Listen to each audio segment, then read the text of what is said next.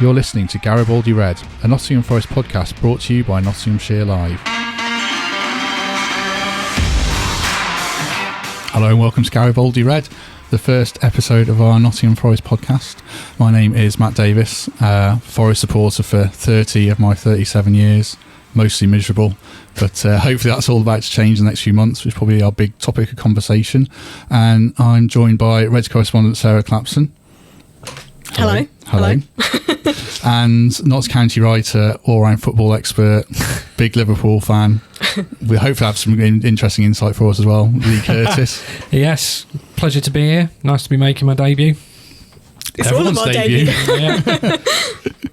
I suppose we should start looking a little bit back on the self-inflicted bullet in foot incident at the weekend with against Birmingham City, which sets up this Leeds game at the weekends. It makes it a massive game. It could have been a bit closer in the table, really. What happened, Sarah? Where did it go wrong?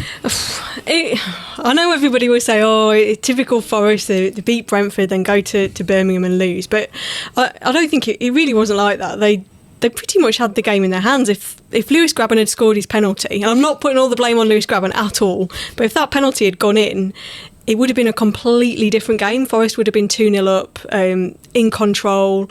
The crowd was starting to turn a little bit on Birmingham. There'd been a few fan protests after Thiago Silva had opened the scoring. If Forest had gone 2-0 up, they'd have won it. They'd have cruised that. But all of a sudden, you miss the penalty. They go down the other end and score. It's 1-1. Forest didn't really come out the second half the same way that they started the first half. There wasn't that kind of same intensity. They didn't kind of get at Birmingham as much. And then it was another sloppy goal to concede. There was some really harsh words said by the manager afterwards, calling them naive and stupid. And it was as angry as I've seen him in his time at the club. He really was not happy with it. And I think that was partly because the 3 points were there for the taking. They were there in their hands. They just threw them away. And that's been really unlike Forest this season. They've usually got a bit of spirit about them and they can dig in and grind out results even when they're not playing well. But they didn't do that for whatever reason on Saturday. And yeah, it sets up that Leeds game now. That's looking really tasty. There are a few missed opportunities this season, aren't there? I suppose the Millwall game, both games against Reading. They do, I mean, for a team that's third in the league, there have been a few drop points even now, I suppose. Yeah, there's a lot of ifs, buts and maybes. You look through all the different games and yeah, there's a few times where you'd say, yeah, they should have won that or they could have at least got a draw out of that. But I think you can say that about a lot of teams in the Championship. There's a lot of inconsistency. There's a lot of teams, even West Brom and Leeds, drop silly points. Look at Leeds last weekend. Nobody's really put an extended run together, and that's why the table's so close and why Forest are very much still in there and why there's a lot of teams still in there at the minute, because it's a little bit of a muchness, and it all it takes is for somebody to go on a big run and they'll pull away. Forest, if they can put a good run of results together, they'll be right up in there, probably in the top two if they put a good one of wins together. You kind of saw in January when they went unbeaten how quickly then how far they climbed up the table. So if they can do that again, then who knows? Is that the story of football outside the Premier League, do you think, inconsistencies? I mean, you see it, at the levels you've covered as well with Notts. Yeah, I think it's like, it's funny because what's happening at Notts is probably mirroring what's happening over at the City Ground at the moment. They got themselves into a great position, went about 10 games unbeaten, and then they go to Dagenham and a team that on paper you're looking and thinking they should be winning really because they were fifth from bottom in the table. And then they sort of surrender those 3 points. But you're right, it's all about consistency. If you can get on that run and you can build momentum, the confidence comes. But looking at Forest results, I mean, they've actually done really well against the teams that are up there around them. It's the same with Notts. They've had some great results. But it's those teams where you think, this is nailed on, we're going to get something today. And then you end up come full time, you're thinking, how have we not beaten them? And it's interesting actually, I was going to ask you about the penalty and Grabban. When he missed it, what impact did that have on the team? Do you think that was, did they sort of go back into the shell a little bit? Did it impact the team as a whole? I think it was just so quick. As soon as he'd missed it, they pretty much went down the other end and scored near enough. And I think it's just those couple of minutes. It's like oh, hold on a minute, what's happened here? And you never quite collect yourself or get back into it. It's horrible to say, but it was a big turning point. Yeah. You can't put it all on Lewis Grabban. It's not his fault by any means. They had the whole of the second half to turn it around, but they still didn't do it. It really wasn't his day. He had so many chances, Lewis Grabban. He hit the bar, he had one cleared off the line, he had a really good chance, and it just wouldn't go in. But I mean, you look at every other game, and he's saved Forest so many times this season with his goals. Yeah, he's got 16 this season in the league, isn't he? I mean, it's such a responsibility on his shoulders. Yeah. I think Joe Lolly's got 7 after that, hasn't he? So, he's been the only striker really for much of the season. They had Rafa Mir, but he never really made the impact that they wanted. So it's all been on Lewis Grabban's shoulders, and he copes with it brilliantly. You wouldn't know he's under that kind of pressure. He just brushes it off. I think it's helped now that they've got some support from him. They've got some backup. They've got Tyler Walker in. They've got Nuno da Costa. So now we'll be able to, rather than doing the full 90 minutes every week, you might be able to get a bit of a breather and come off for the last 10 maybe if the results are sewn up, which will help. What was the deal with Tyler Walker then, Lee? You know a bit about Lincoln City from a former life. Yeah, I've been to watch Lincoln a few times this season, and when Tyler was playing, and he did brilliantly for Lincoln. I think he scored 16 goals. I mean, what I like about him is he's done it at League 2 and he's done it at League 1 level now. So the natural, or the next step for him is obviously to do it for Forest and be consistent and get in the team regularly. But I think he's a tremendous talent. I was absolutely gutted that Forest recalled him from his loan, because Lincoln were doing really well, and obviously to fill a void of 16 goals is very difficult when you've only got 2 days left in the transfer window. So as a Lincoln fan and a Lincoln boy, I was really gutted about that. But credit to Tyler. I think he's a fantastic forward.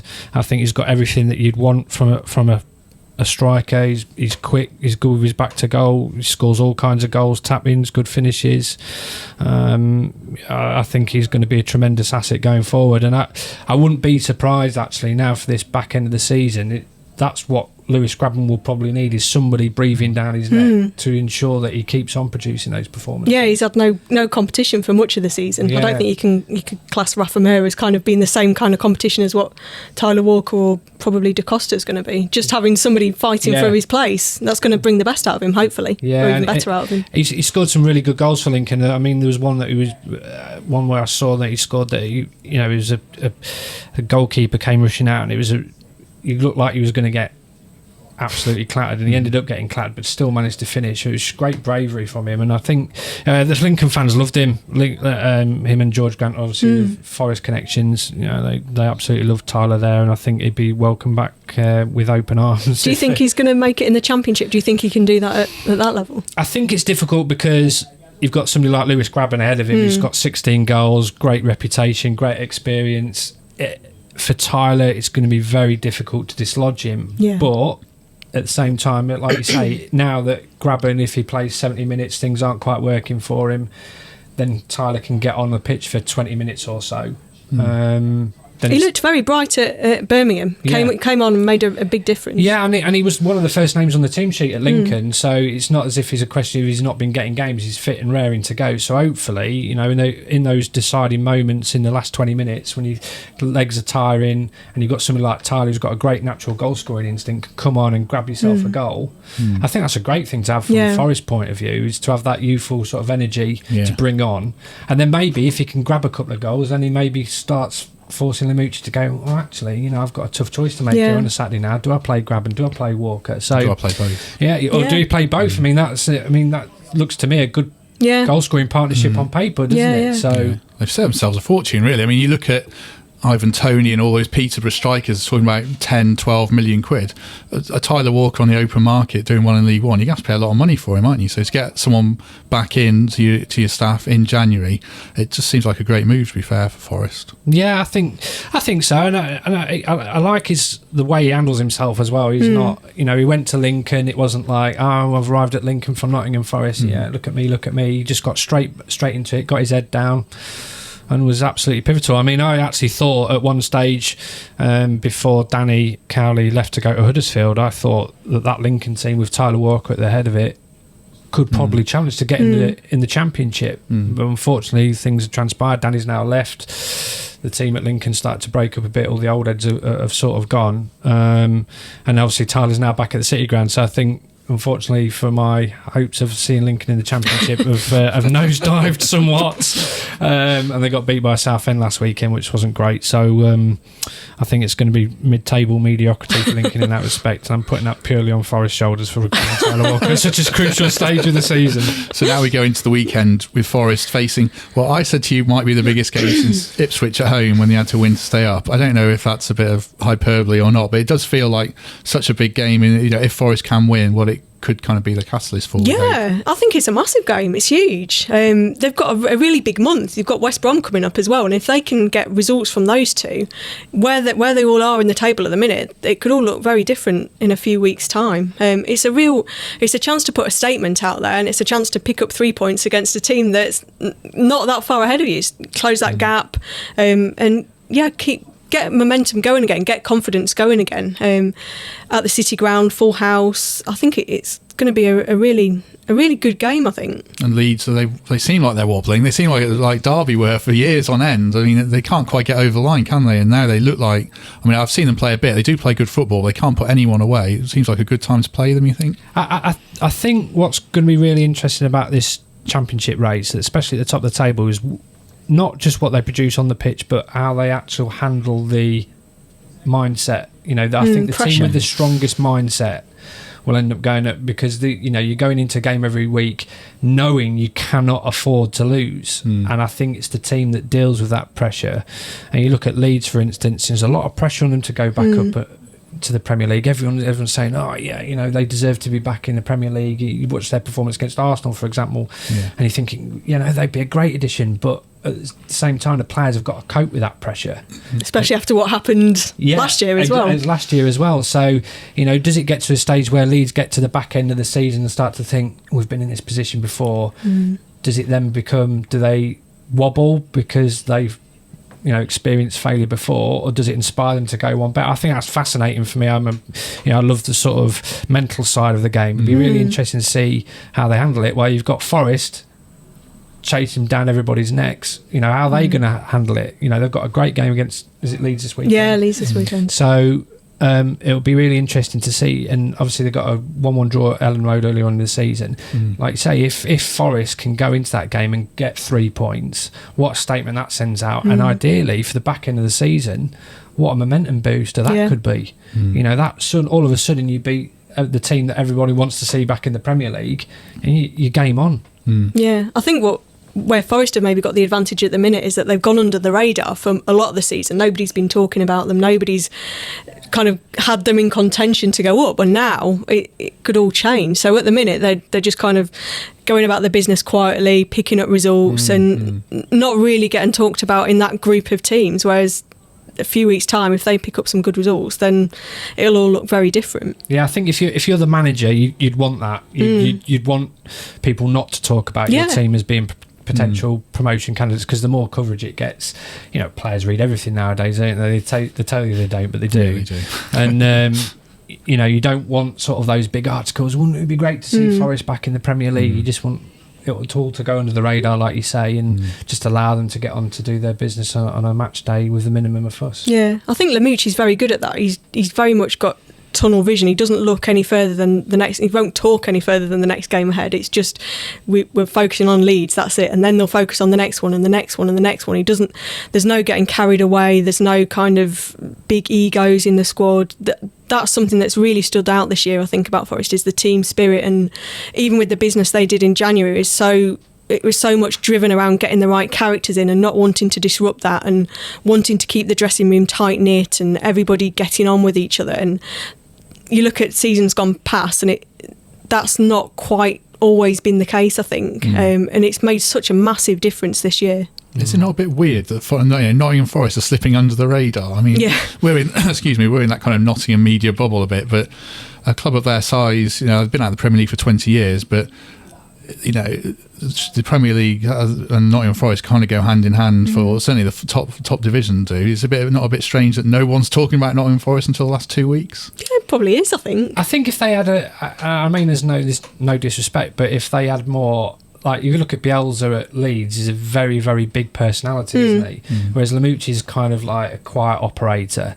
So you look at Bielsa and his track record, you can understand why Leeds are sort of the focus of all, the column inches. Same with Slaven Bilic at West Brom, and that's not a bad thing. I think if anything, that's, as you're going into the running, like you say, just keep everything quiet, keep everything in the house, do your business on the pitch, and who knows, that may actually work in your favour. But I think obviously you look at Leeds and West Brom, everyone talks about how West Brom are this fantastic footballing team, as the same bit Leeds, and then following that performance against Arsenal, it's like, oh yeah, wouldn't it be great to see them in the Premier League? And all of a sudden nobody talks about Forest, which is crazy, like you say, given their incredible history. I think it was that December that they had as well, when they just went on that bad run and everybody kind of forgot about them because they dropped out a little bit, and now all of a sudden they're back in it. They've just kind of crept up quietly, perhaps. Where are we with Sam Bassau? Because he's kind of the midfield linchpin that's a bit injury prone so far. I mean, he's such a big miss. Any chance of him playing against Leeds? Well, the club have put a picture of him in training, so I think that's a positive sign. Yeah, exactly. Or mind games. Well, maybe. Maybe. Media mind games now. Yeah, maybe. I get the feeling he was maybe rested last week as a precaution. I'm sure he was injured, absolutely, but I think it was more, we don't want to risk him, we want to make sure that he's all right for Leeds because that's such a big game. He'd be a massive boost if he's back fit because he's so key to them. He's made a huge difference. I think the record when he's been in the team or when he started is that they've only lost like maybe once or something. I probably got that completely wrong, but he's really been pivotal to their form this year. Him and Ben Watson have been fantastic. Yeah, he's my favourite one of the signings, all arms and limbs played. He's the player I always thought I should have been. If anyone, kind of 6'4", dominating midfield, but he's actually big and strong. You need to get in the gym a bit to match him. I've got an exercise bike at home, trying to lose some post-Christmas weight. So if Sau doesn't play, I guess it would be Ryan Yates. I mean, probably Lee, you're well placed to talk about Ryan Yates. Are you surprised that he's close to establishing himself in the Championship? No, not at all. He was absolutely brilliant for Notts, and I think that was probably one of the main reasons why Notts didn't go up automatically that season. He was absolutely phenomenal. What I love about him is he wouldn't just head a brick if you lobbed it at him. He'd actually head a bag of bricks. He's one of those players that is incredibly brave, and that's something you just cannot teach. You can't teach players to go and want to put their head in the way of someone's boot. I mean, I remember a game at Notts when there was a ball in the centre of midfield and the lad went to kick it and he just put his face there and he got a kick for it, but he won a free kick in the process, and you're thinking, mightily brave, but what that actually did was it stopped the team from launching a counter-attack, won his team a free kick, and all of a sudden you're thinking, what a great trait to have. A manager must absolutely love that, and he was absolutely phenomenal for Notts, and he was a great character too, great lad, really lovely off the pitch, and I think he will be pushing next year. I think this season, whether he can force his way into it, not so sure. If, like you say, Sals gets back fit, but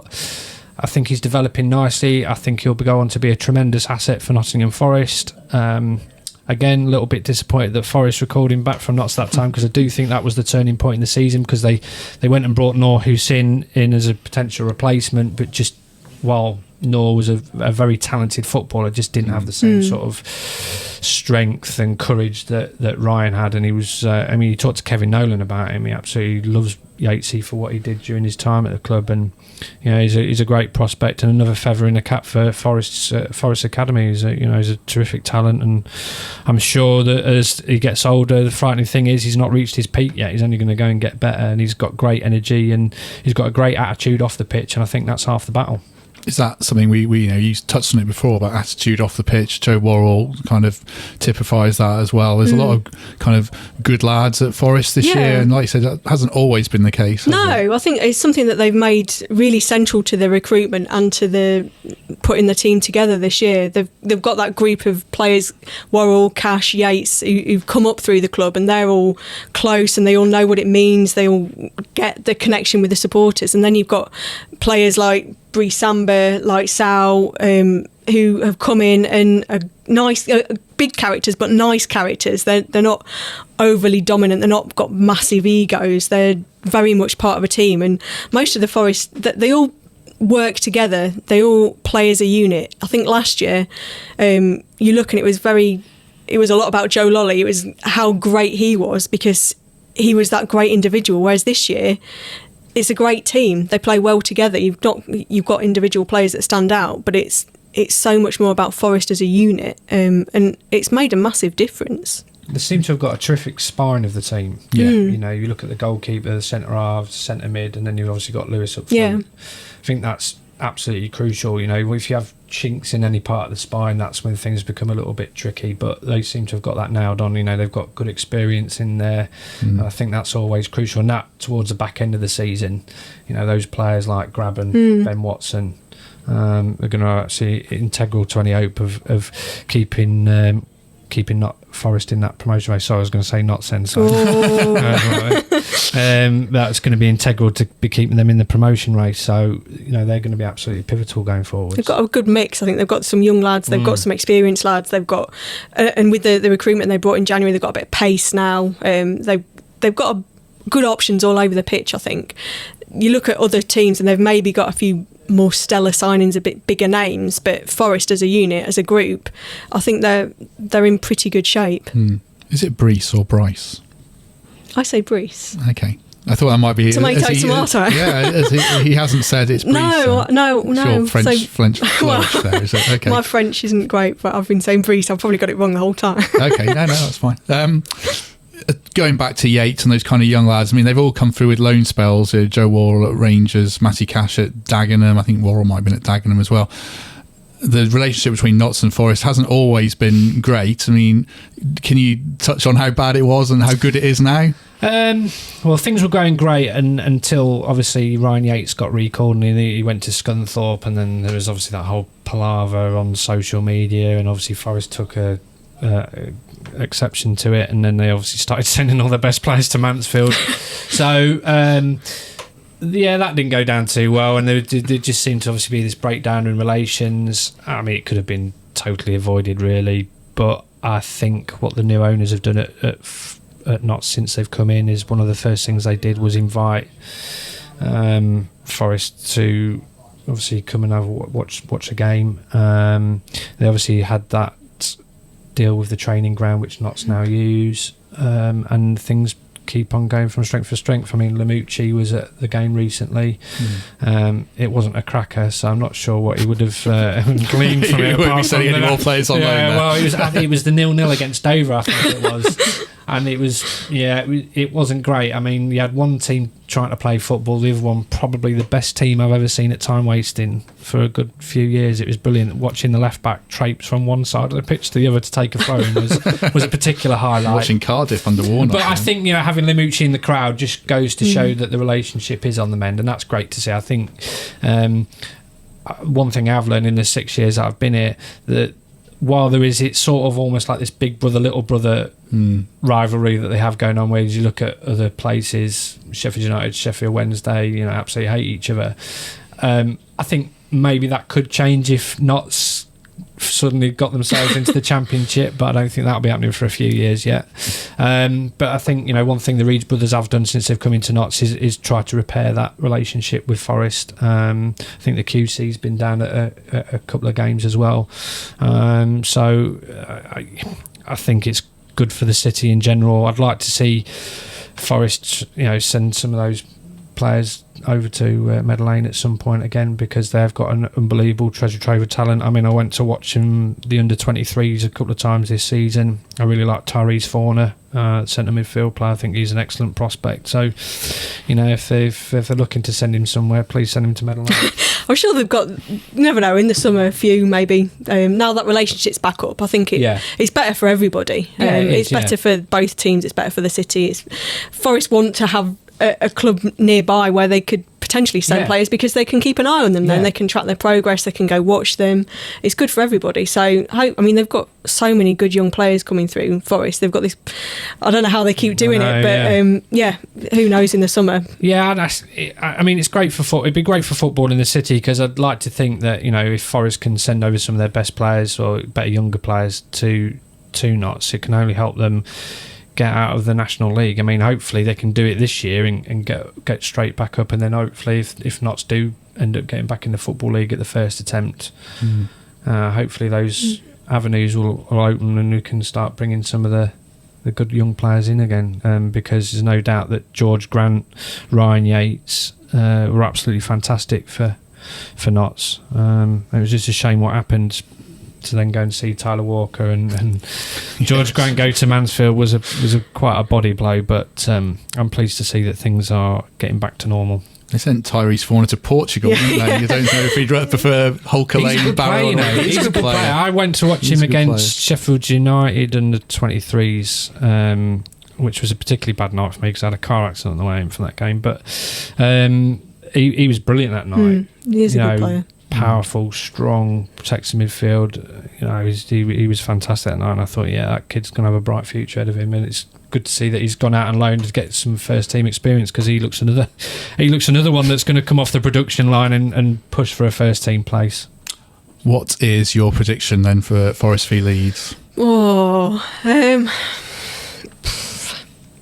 Be brave. Oh no! Be brave. You said they win at Fulham. I remember doing Fulham away with you, and you were the only one who on the press back who said they'd win. Yeah, you said 2-1 as well. I got the score right the other week as well. I can't remember which one it was now, but I know. I think they've got the potential to win if they play like we know they can. If they play like they did in the second half against Birmingham, then it'll be a different kettle of fish. But if they play to their potential and they play like they know that they're capable of, they can definitely win. Absolutely. A full house behind them, crowd getting behind them. I'm going to go for 2-1. Oh, Forest wins.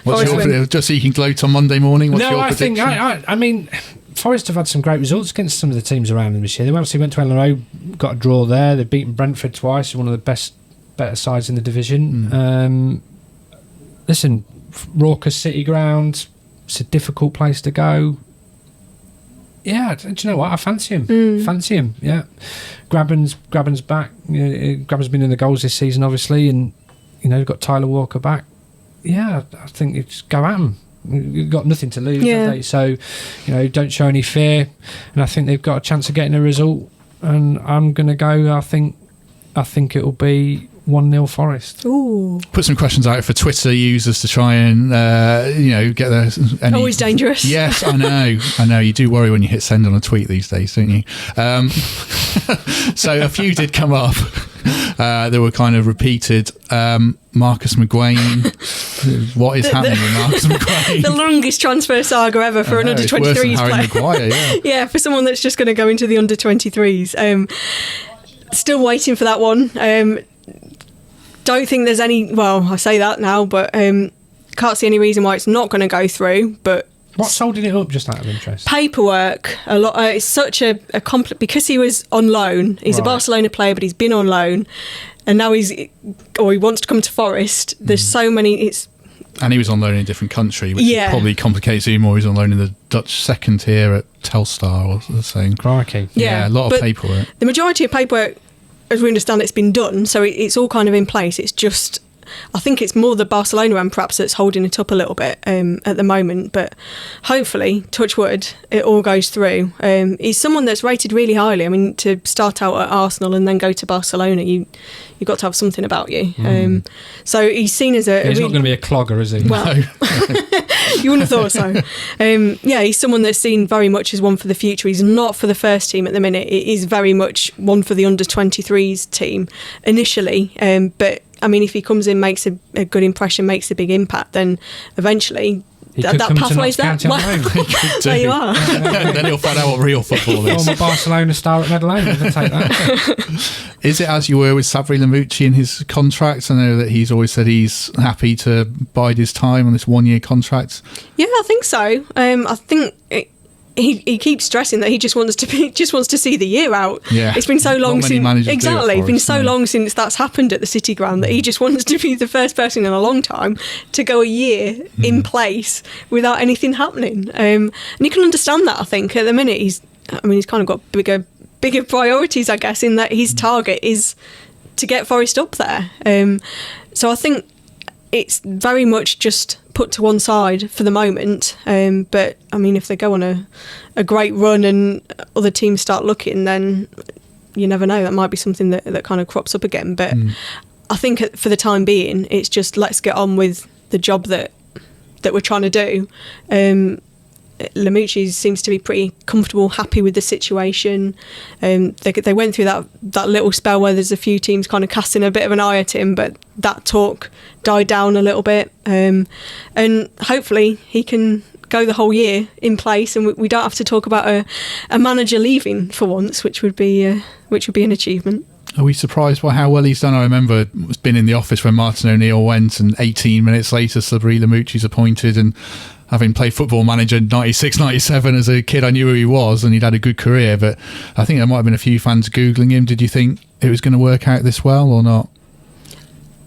No, I think, listen, football, I think every appointment is a gamble. It's just about whether they can create the right environment and understand the league, and I think that's what's impressed me most about Lamucci is the Championship is probably the toughest league in the top 4 divisions, because of how congested it is, and nobody ever seems to really run away with it. But he's coming and hit the ground running. I think that's probably the thing that's impressed me most. And he seems to have built a really good team. Because I think there's always a fear when you appoint somebody from outside who's probably not got any experience of the Championship.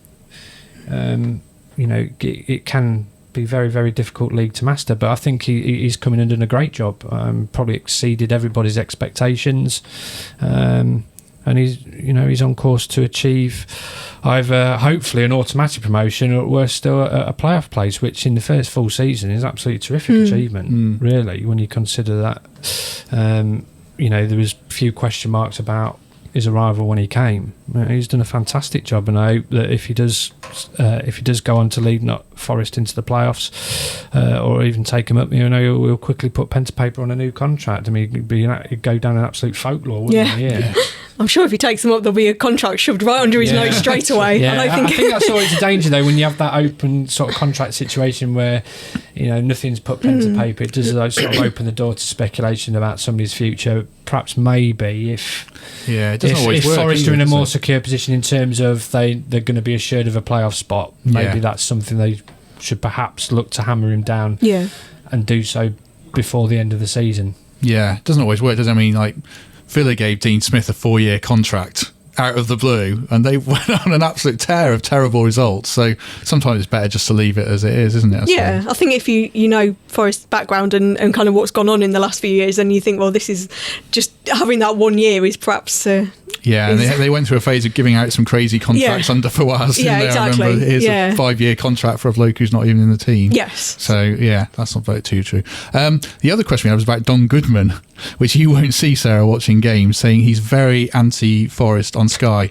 Is that a real thing, do we think, that pundits have an agenda against clubs?